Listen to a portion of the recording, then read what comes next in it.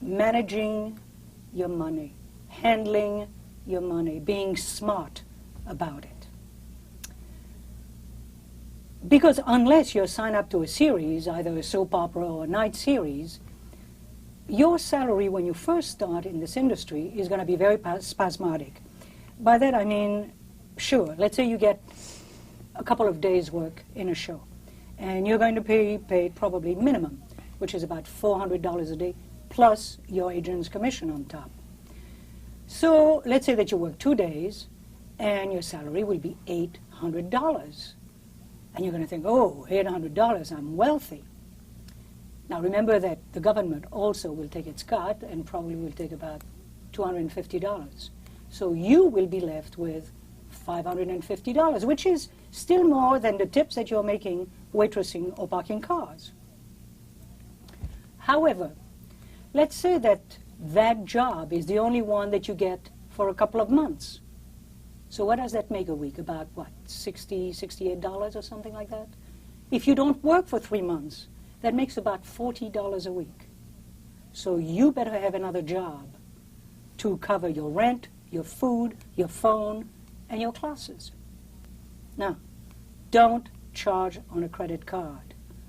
If you do that, you're going to be paying twice the price of the object that you charged. That's not smart. Now, let's say that you're cast in a pilot, and the contract says that if the pilot is picked up by the network, you will work for sure 13 episodes, 13 weeks. And you think, oh my God, how wonderful. Now, you make the pilot, you feel like you're really working, you get your salary, which is pretty good compared to what you used to make, and you decide that you need a new car.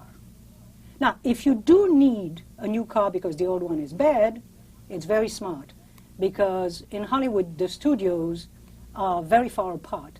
I mean, if you want to go from Disney to MGM, it's like 23 miles, I believe, in heavy traffic. And you need a car.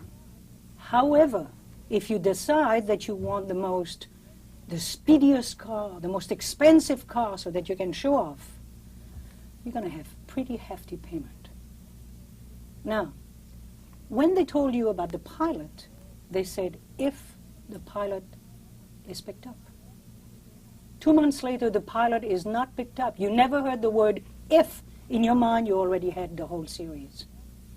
So what are you left with? No work, very big payment on the new car, and what income? Either the second job or unemployment benefits. Now, let's say that you are cast in a pilot, and the pilot is picked up, and you're going to work for 13 weeks. You know for sure. So you multiply your salary by 13, and you say, whoa, I can put a down payment on a house.